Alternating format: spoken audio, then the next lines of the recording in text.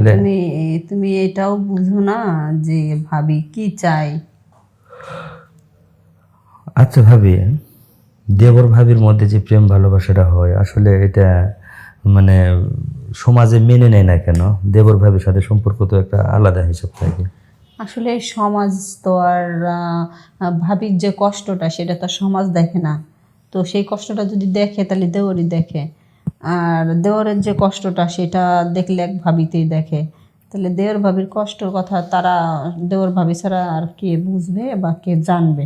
আর জানতে চাইলেও কি, বুঝতে চাইলেও কি এরা বুঝবো? এরা বুঝবো না। তাইলে ওরা তো চাইবো যে একটা ভালো সম্পর্ক কেমনে বিচ্ছিন্ন করা যায়, কেমনে ভালো সম্পর্ক দূরে রাখা যায়, সেটার চেষ্টা তো ওরা করবেই। হ্যালো। আসসালামু আলাইকুম। ওয়ালাইকুম আসসালাম। ভাই কেমন আছেন ভাবি? হ্যাঁ ভালো আছি, তুমি কেমন আছো? তো আমাকে ভালো মন্দ কেন, কি হয়েছে বারা? হয় নাই কিছুই। ফোন যতক্ষণে দিই ততক্ষণে কথা, তারপরে ফোন দিয়ে কাটে গেলে কথা বলা শেষ। এটা ভাবির স্বভাব না কি কিছু বুঝি না। ভাবিরা তো সারাদিন সংসারে কাজে ব্যস্ত থাকে না, তাহলে তো ভাবিরা রাত্রে ছাড়া তো সময় পায় না। তাহলে তুমি তো আর রাত্রে ফোন দাও না, তুমি ফোন দাও যখন তোমার মন চায় তখন। তাহলে কি হবে? একটা ফোন দেওয়ার একটা টাইম আছে না, টাইম দিয়ে ফোন দিলেই তো হয়। সেটা তো টাইম আছে, কিন্তু ভাবি কি সারাদিন কি কাজে ব্যস্ত থাকে নাকি?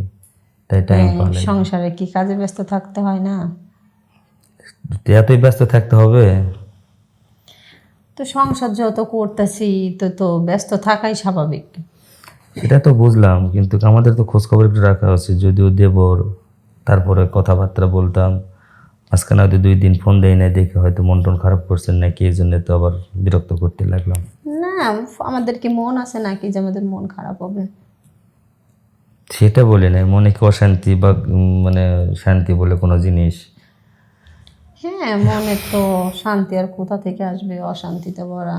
তোমার ভাই থাকে না বাড়িতে, তাহলে তো অশান্তি হইতেই পারে, এটাই তো স্বাভাবিক। শান্তির কাজ করতে হবে, তাহলে তো আর কোনো সমস্যা নেই। শান্তির কাজ আর কোথা থেকে পাবো রে ভাই? কেন? যাবো তোমার সঙ্গে একটু কথা বলতাম ফোনে, তাও তুমি ইদানি ফোন টোন দাও না, কথা বলো না, মানে সে অন্যরকম। ভালো কথা লাগে না। মোটেই বলছি 2 দিন বন্ধ রাখছি, তারপর কথা বলি না, এটা কোনো কথা হলো ভাবি? হ্যাঁ, 2 দিন কেমনে বন্ধ রাখলা? এটা দুই আমারে দিনই তো, বলো। এই তো বৃহস্পতিবারে কথা বলছি, শুক্রবার শনিবার 2 দিন বাদে রবিবারে ফোন দিলাম। তাহলে কেন বন্ধ রাখলা এটা বলো। তুমি তো বন্ধ রাখি জানো, না একটু। আচ্ছা, ব্যস্ততার তুমি মাঝেও তো তো। তুমি তো জানো যে আমি তোমার সঙ্গে কথা বলে আমার ভালো লাগে, বা সেই কারণে আমি তোমার সঙ্গে কথা বলি। তোমার সঙ্গে কথা বলে আমার মন মাইন্ড বা সব কিছু ভালো থাকে। কথা বলে দেখে তুমি ফোনই দাও না একেবারে, এইটা কোন ধরনের কথা? ঠিকই আছে, কিন্তু আসলে একটা বিষয়টা কি, ফোনটা দিই না এই কারণে যে 2টা দিন একটু খুব ব্যস্ত ছিলাম, এই কারণে ফোন দিতে পারি নাই। ঠিক আছে, তো এখন ব্যস্ত আল্লাহর রহমতে একটু কমছে। তো যাই হোক, এখন কি আগের মতো দিনে কি ঘুরে আসা যাবে না এভাবে খালি কথাই হবে, আর কিছু আছে? হ্যাঁ, ঘুরে আসা যাবে না কেন? অবশ্যই যাবে। যদি তুমি আসো তাহলে ঘুরতে পারো, আর যদি তুমি না আসো তাহলে কেমনে ঘুরবো বলো? তুমি তো শুধু ফোনেই বলো যে ভাবি আমি ঘুরতে যাব, সময় বের করো। আমি এদিক থেকে সময় বের কইরা অথচ বসে থাকি, অথচ তোমার কোনো খোঁজ নাই, বা তুমি পরে ফোনই রিসিভ করো না। বললাম তো যে 2টা দিন একটু ব্যস্ত ছিলাম। তো যাই হোক, এখন কি সময় বা কথাবার্তা বলা করার একটা জায়গা, সেটা কোথায় কিভাবে কি করা যায়? হ্যাঁ, সময় হবে না কেন? তুমি একটা সময় বের করে আমারে জানাও। আমি জানাবো? হ্যাঁ, তুমি জানাবে না? ভালো, সব ও মা, কথাই। এতদিনে আমি তোমাকে জানাইছি সময়ের কথা। হ্যাঁ, ভাবির প্রয়োজন হবে, ভাবির দরকার লাগবে, সেটা কি ভাবি ফোন দিয়ে হ্যাঁ, বললে সমস্যা কেন আছে? তুমি বুঝো না? তোমারে এতদিন আমি তোমারে মানে সময় বের করে তোমার কোথায় যাব সেইটা ঠিক কইরা তোমারে অনেক ফোন দিছি, তুমি ফোন রিসিভ করো না। তাহলে এখন তুমি ঠিক করো কোথায় যাবা। আমি তো অনেক ঠিক করলাম, এবারে তুমি করো। এই দিন এবার তোমার পালা, দেখি তুমি কতটা কেয়ারফুল আমার প্রতি, বা কতটা আমাকে ভালোবাসো, বা কতটা আমার সময় দিতে পারবে। এটা তোমার পরীক্ষা।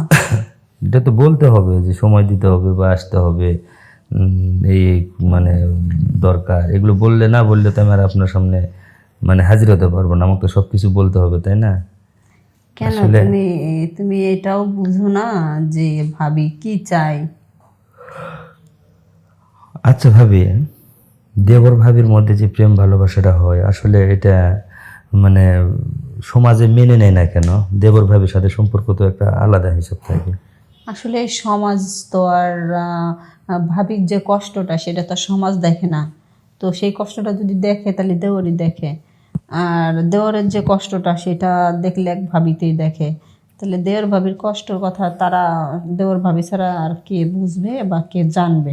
আর জানতে চাইলেও কি বুঝতে চাইলেও কি এরা বুঝবো? এরা বুঝবো না। তাইলে ওরা তো চাইবো যে একটা ভালো সম্পর্ক কেমনে বিচ্ছিন্ন করা যায়, কেমনে ভালো সম্পর্ক দূরে রাখা যায়, সেটার চেষ্টা তো ওরা করবেই। এটা তো ঠিক, হ্যাঁ যে বুঝতে পারছি তো। ঠিক আছে, এভাবে বিষয় আর কতদিন এভাবে দৌড়াদৌড়ি করা যাবে? দরকার নেই। তাহলে একটা সময় করে একটু সুখ দুঃখের একটু মন খোলসা করে গল্প সল্প একটু দুজনের মানে রোমান্টিক ভালো লাগার একটা কাজ, এগুলো যদি করা যায় তাহলে আপনার মনটাও ঠিক থাকবে, আমাকেও তো মনে করেন যে অনেকটা শান্তি লাগবে। তো এটা কি করা যায় না? অবশ্যই যাবে, যাবে না কেন? তো সেটা কবে, কেমন, কিভাবে, এটা যদি আপনি না বলেন তাহলে তো আমি কিছু বলতে পারবো না। কবে কেমন বলতে, তুমি এতদিন তো আমি সময় বের করছি, তো তুমি সেখানে আসো নাই।